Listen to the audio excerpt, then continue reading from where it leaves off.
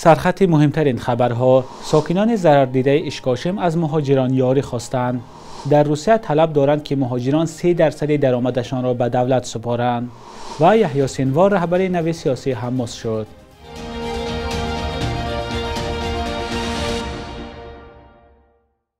درود بینندگان عزیز، تازه ترین خبرهای تاجیکستان و جهان را از استودیوی دوشنبگی رادیوی آزادی تقدیمتان میکنیم. امروز 7 آگوست سال 2024 است. بانک آسیای رشد برای نفتسازی نیروگاه سربند 21 میلیون دلار گرانت یا کمکی بی بازگشت جدا کرده است. دفتر مطبوعاتی بانک 6 آگوست با پخش خبرنامه گفت این پول برای بازسازی نیروگاه و زیاد کردن تولید برق در تاجیکستان صرف می شود. یوگنی ژوکوف مدیر منطقه‌ای بانک در آسیای مرکزی و آسیای غربی گفته است برق تولید شده در سربند برای تاجیکستان و همسایه‌های آن فایده می‌آورد. نفتسازی نیروگاه سربند در ولایت ختلان سال 2013 با یاری بانک آسیای رشد آغاز شده و اطلاع بانک سال 2019 از سبب آسیب تجهیزات مکانیکی ناکام شد. بانک آسیای رشد پیشتر برای بازسازی این نیروگاه 136 میلیون دلار گرانت جدا کرده بود. در نظر از تجدید نیروگاه سربند سال 2026 به انجام رسد، سربند بعد از نارک، سنگتوده و بایغازی نیروگاه چهارم کلان در تاجیکستان است. یک گروه از ساکنان جماعت وخانی ناحیه اشکاشم که در نتیجه آمدن سیل روز 4 آگوست ضرر دیدند درخواست کمک کردند. در نوارهایی که به دست رادیوی آزادی رسید دیده می شود که سیل و لای به خانه های مردم در آمده همچنین راه ها را خراب کرده است. در نوارها دیده می شود که بعضی ساکنان با ماشین خاکبارکنی به جای بی خطر می کوچند.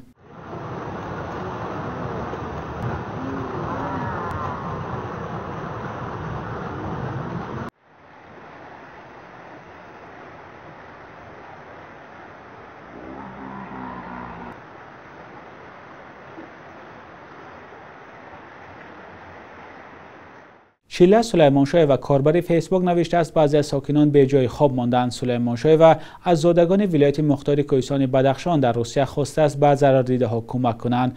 مقامات ولایت بدخشان دیروز درباره آمدن سیل در ناحیه اشکاشم رسما خبر دادند. یک مسئول اداره حالات فوق‌العاده ولایت بدخشان به رادیوی آزادی گفت کمیسیون در جای حادثه کار کرده ایستاده است و ضرر را معین می‌کند.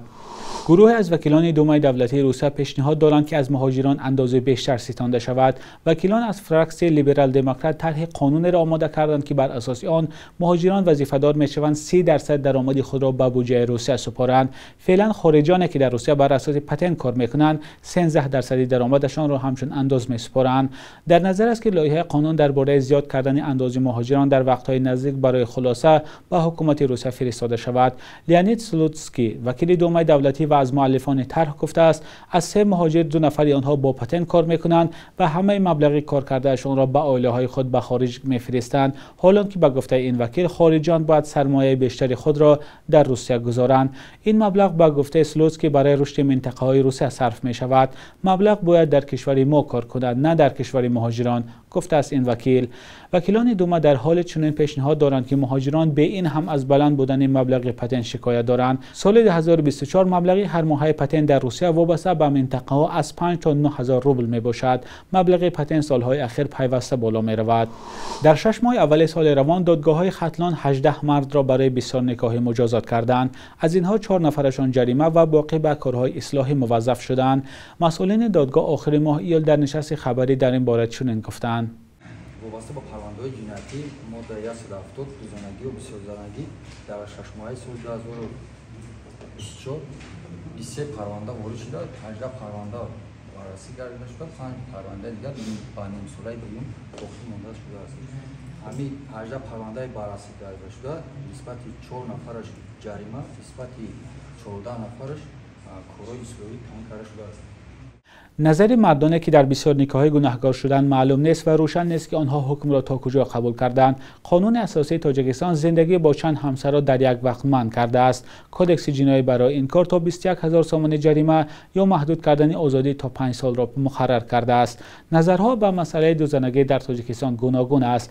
برخی ها با اشاره به باورهای دینی میگویند اگر مرد شرایط اقتصادی داشته باشد بگذار چند همسر بگیرد. برخی دیگر این کار را نقض حقوق زنان میدانند. با نزدیک آمدن فصل تیرمان نگرانی ها از جاری شدن لیمیت برق در تاجیکستان زیاد شده است. مقامات هم این احتمال را رد نمی کنند چون به گفتهشان آب در آبانبار کم است و باید برای تمام زمستان بسندگی کند. کمبود برق و احتمال جاری شدن لیمیت یکی از موضوعهای اساسی در نشست خبری برق تاجیک بود.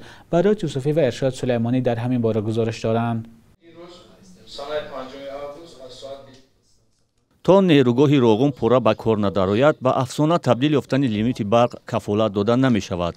این بود پاسخ مسئولان شرکت برق تاجیک به سوال آنکه آیا امسال هم محدودیت استفاده نیروی برق جاری خواهد شد یا نه. عبدالله قربانزاده معاون رئیس شرکت برق تاجیک دورنمای مسئله را با دو عامل، یکی افزایش طلبات به برق و دیگری سطح آب بستگی داد.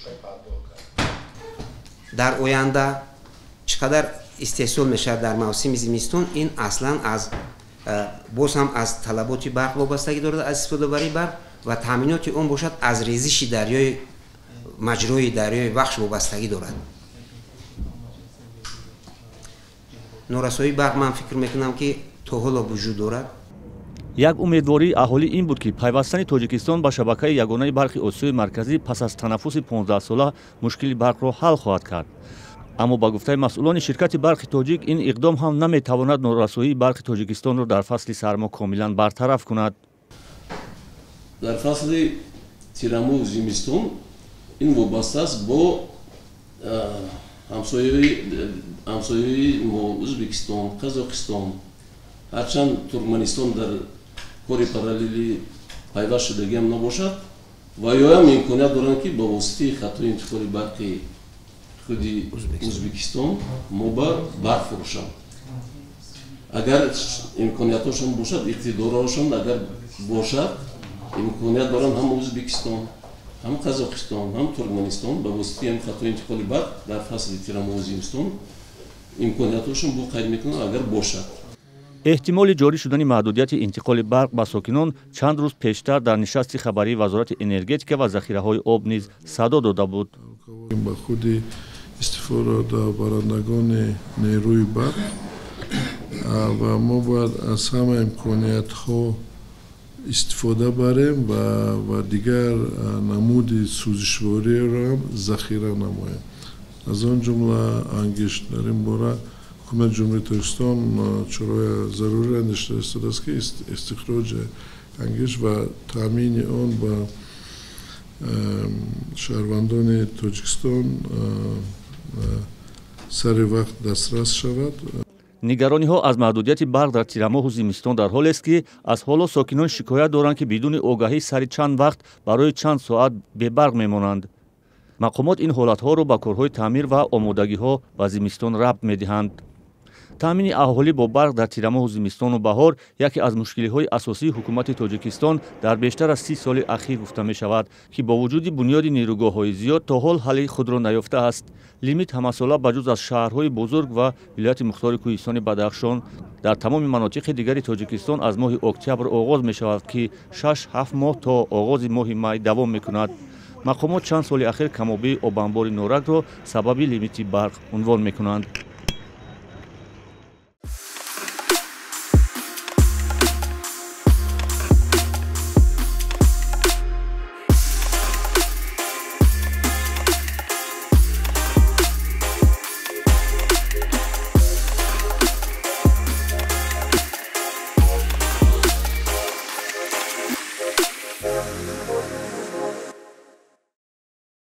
گروه فلسطینی حماس یحیی سینوار را به حیث رهبری نوی سیاسی اعلام کرد. سینوار جایگزین اسماعیل هنیه شد که 31 ایول در تهران کشته شد. حماس که در ایالات متحده و اتحاد اروپا سازمان تروریستی شناخته شده است، 6 آگوست اعلام کرد که یحیی سینوار رهبری نوی سیاسی این حرکت است. سینوار یک از طراحان حمله 7 اکتبر سال 2023 به اسرائیل گفته می شود که به اطلاع خبرگزاری رایترز در نواری غزه پنهان شده است. یحیی سینوار نیمی عمرش را در زندان‌های اسرائیل گذراند. فعلا یک از رهبران تاثیرگذار حماس حماس است که در قید حیات می باشد. اسرائیل بارها اعلام کرده است که هدف از بین بردن یحیی سنوار را دارد. یحیی سنوار دوام 10 ماه اخیر در محضر عام دیده نشده است. کامالا هریس نامزد حزب دموکرات به مقام پرزیدنتی آمریکا روز 6 آگوست والی ایالت مینسوتا تیم والز را معاون آینده اش برگزید و روز سه‌شنبه در پیام در شبکه ایکس تیم والز را والی، مربی، معلم و سابقه دار نامید که برای خانواده های کارگر مثل خودش سالها خدمت کرده است. والز 60 ساله معلم سابق سالها در گارد ملی ارتش آمریکا بود. در سال 2018 والی مینسوتا انتخاب شد. با برنامه‌هایش در مورد تغییرات اقلیم و حقوق زنان مشهور است. کامالا هریس که پس از کناره‌گیری جو بایدن به نامزد حزب دموکرات در انتخابات تبدیل شد، باید با دونالد ترامپ نامزد حزب جمهوری‌خواه و پرزیدنت پیشین آمریکا رقابت کند. انتخابات پرزیدنتی در آمریکا 5 نوامبر امسال برگزار خواهد شد. بخش یک روز تاریخ است که مهمترین تحولات تاریخی در روز 7 آگوست را فرا می‌گیرد.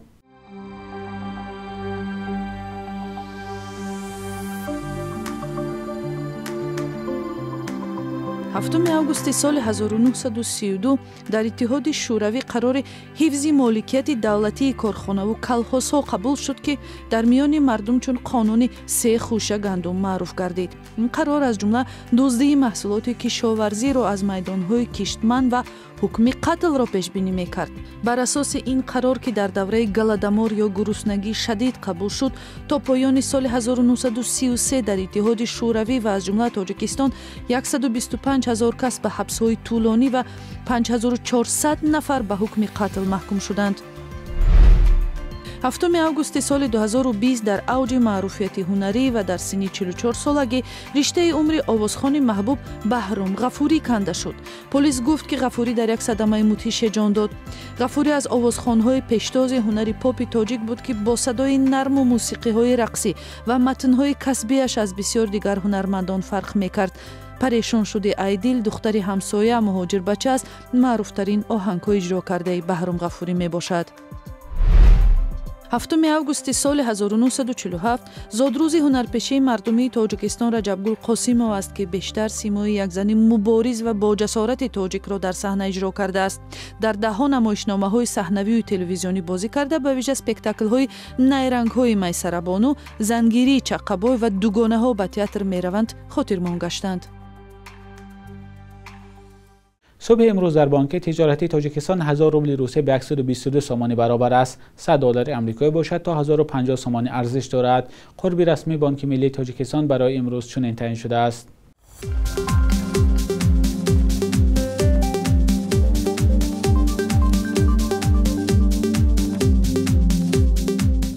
بینندگان عزیز، با پایان برنامه نوید بامدادی رسیدیم. خبر و ویدیوهای از این بیشتر را در سامانه رادیوی آزادی با نشان آزادی.org مطالعه و تماشا کنید. تا فردا، خدا نگهدارتان.